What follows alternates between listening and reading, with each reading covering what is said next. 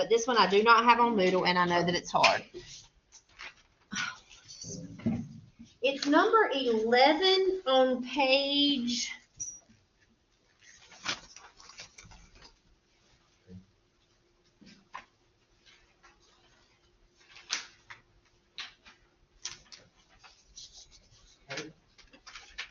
Okay, yes, I don't know why it's not showing my screen. There we go. Now, I've already told you that 2, 4, 7, 12, 3, and 10 are on Moodle. We've done 1 and 5, and I'm getting ready to do 11. This one's hard. So that means there's 3 that I didn't do and that aren't on Moodle. Okay? Number 11, number 1, find the vertex. All right, we have not had one that is in this form, but let's label. Our A is -2, our B is -8, and our C is -5. Now, just in what we've done today, we already know this is a quadratic. We know that. So it's going to be a U. It's not a V. It's not a vertical snake. It's not a horizontal snake. It's not a volcano. Yes, but it is also going to be a downward U because of that -2. So if I don't know anything else, I know that when I get to my graph, if it does not look like this, something's wrong. So it's going to be a downward U.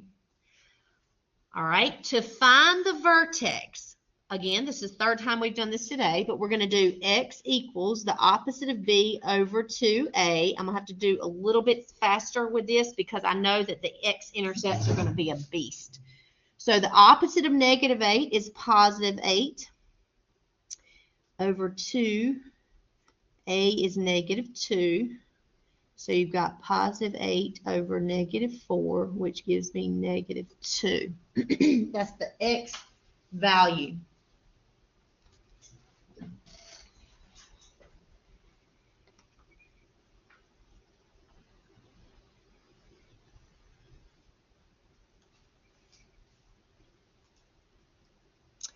All right, to get the y value, you just go to your formula, which is -2x squared minus 8x minus 5, and you plug in this x. So it's going to be -2, and then plug in a -2, and then subtract 8, and then plug in a -2, and then subtract 5. If I did not trust myself, which the way today's going, I don't. So you can put this in the calculator. Just make sure you type it correctly.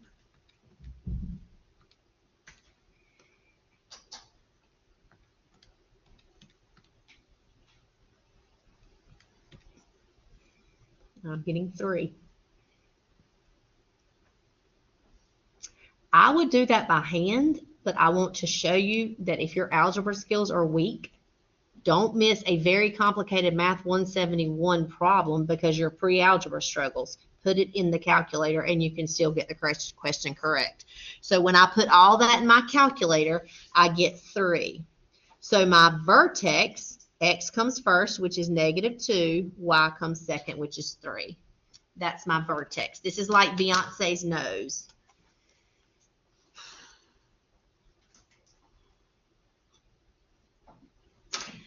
Good news, because after all that, we all need a break. You don't have to do any work for the next one. Just copy this over, pull it over here, and say x equals -2.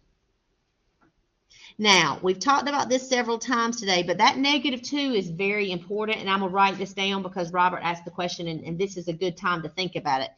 -2 is our turning point. I'm not going to use that till I get to the end, but just kind of hold that in your pocket. This x value, which is -2, that's going to be our turning point. So when we get down here to increasing and decreasing, it's going to increase and decrease at -2. All right, find the x-intercepts, if any. Express the intercepts as an ordered pair. So what I want to do is I want to set this equal to 0, -2x squared minus 8x minus 5, and set that equal to 0.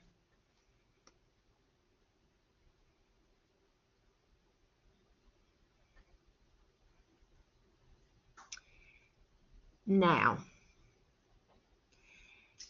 We know it's not difference of perfect squares. Dante mentioned that last time. This is definitely not that. We wish it was. It's definitely not GCF. I mean, you can take out a -1, but there's nothing in common. It's not a cube.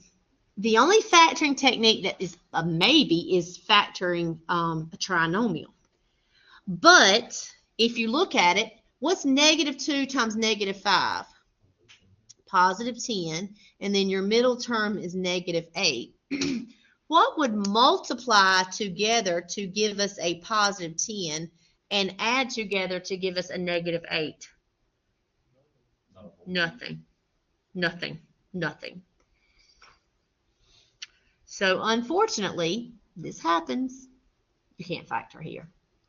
So what other trick do we have in our toolbox from our last test if we cannot factor it? Quadratic formula. That's what we're going to have to do. Now, do y'all like having -2, -8, -5? Does that feel fun for y'all? I prefer to have positives. Would y'all? So let's switch them around. What we're going to do, let's move all three of these to the right. And let's move the 0 to the left. So we're going to flip-flop it. And so it'll be 0 equals, this will become +2x squared, +8x, and +5. You do not have to do that. You can use the -2, the -8, and the -5 and get the same answer. But personally, if I'm plugging into a somewhat already tricky formula, I just rather not have 3 negatives against me. Okay. What is the quadratic formula? I'm going to write it down. You should write it down too. So here it is. Opposite of b plus or minus the square root of b squared minus 4ac all over 2a. Now, while you're copying that down, remember I moved all this over just to get myself to have some positives, and I moved this over. Robert talked about in one of those previous problems, he said, could I have gotten those answers using the quadratic formula? Yes, you can. But the problem is you're getting ready to see in the next 10 minutes that the quadratic formula is really time consuming. And if it can be factored and you've got any kind of clue on factoring, you're much quicker to factor it than this stuff. All right, y'all work on it. I'm going to work on it. We'll come back together and see what we get.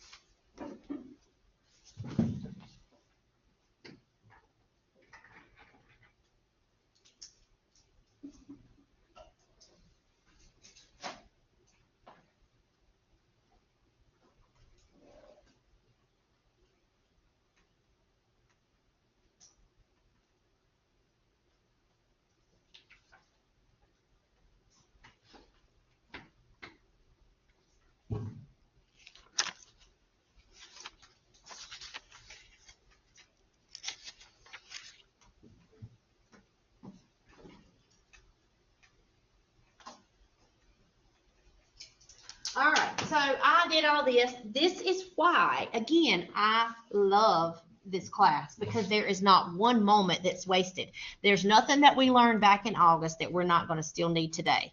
We learned back in August how to simplify square root of 24, and we need that right now. We learned how to reduce. We need that right now. Now we got one more thing to do.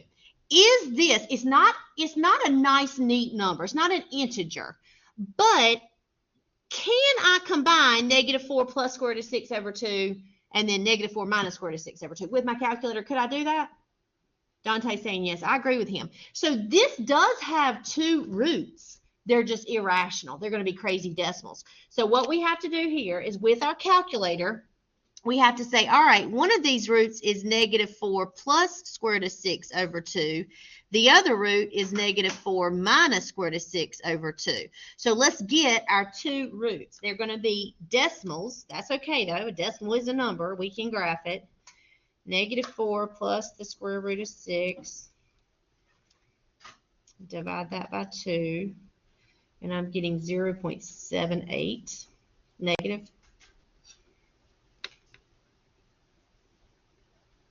That's what I got for that one.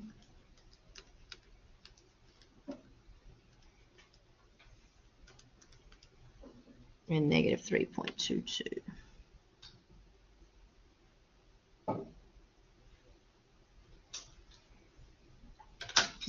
Do y'all agree with me on that calculation there? If you're watching me and I made a mistake, then nobody corrected me. But the moral of the story here is, just because it doesn't factor doesn't mean you get to stop, doesn't mean it's no solution, doesn't mean it doesn't have a quadratic shape. It just means that you're going to have to use the quadratic formula if it does not factor. Now, we just did all of that work just to get our x-intercepts, and there's two of them. So let's go to the x-intercept line and let's write down what they are. One is -0.78. and the other one is -3.22. Those are our x-intercepts. Just because it doesn't factor does not mean it doesn't have an answer. It just means it doesn't have a pretty answer. All right, we got 4 minutes. Let's speed this up really quick. Let's get it graphed. The y-intercept, you go back to the formula, which is up here. -2x squared minus 8x minus 5, and we plug in a 0 this time. We don't set it equal to 0, but instead we plug in a 0. Again, if your pre-algebra skills are not that great, put it in your calculator. I hate for people to miss a really complicated 171 problem because of a 7th grade math mistake. So 0 minus 0 minus 5 is -5. So my y-intercept is at 0, -5.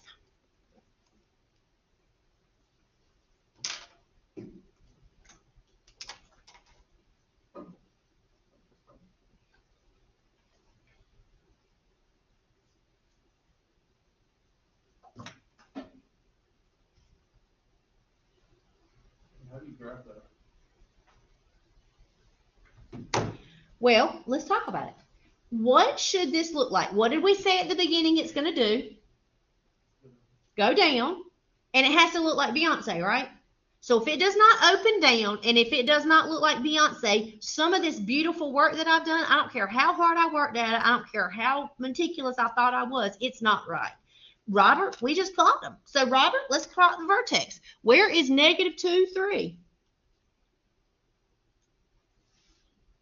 How do I get to -2, 3? Go down 2 over 3. So right. Or no, my bad. You go over 2 up. Oh, you go to the left 2 up 3. Okay, there's the vertex. Now again, if it doesn't open down and it doesn't look like Beyonce, you're wrong. All right, our axis of symmetry goes straight through the vertex. So here we go, straight down.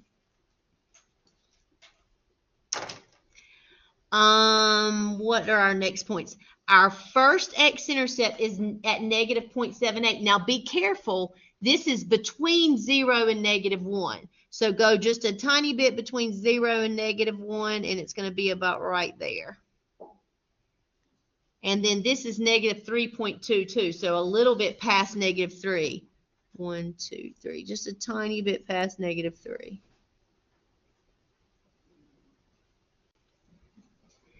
Oh, I'm not looking like Beyonce. 1, 2, 1, 2, 3. I guess that's pretty good. All right, when I connect those, what's it going to do? It's going to go down. So we're going to connect it, and we're going to make it go down.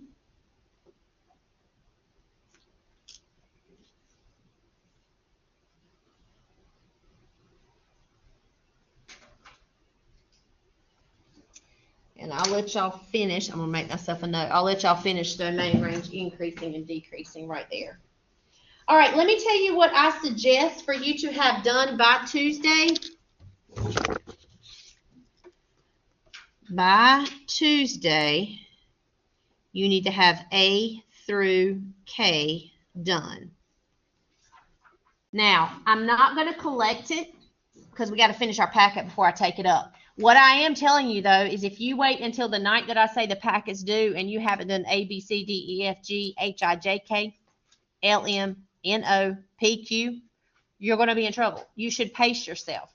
We're going to have an open notes quiz on Tuesday on quadratics and what I call naked graphs. And I want y'all to finish this.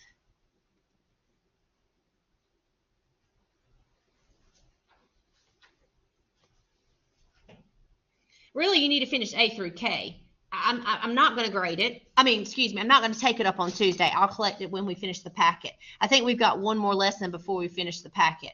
I can't collect it, grade it, and us do the next lesson all at the same time. But I'm just telling you, this is a really big packet, and it's a really time-consuming. I've got a good bit of it on Moodle. Use Moodle to help you. Pace yourself. So that's what we'll do, okay? All right, see y'all Tuesday. Have a good weekend. Enjoy this beautiful weather. Thank you. You're welcome. Thank you. All right, let me stop that.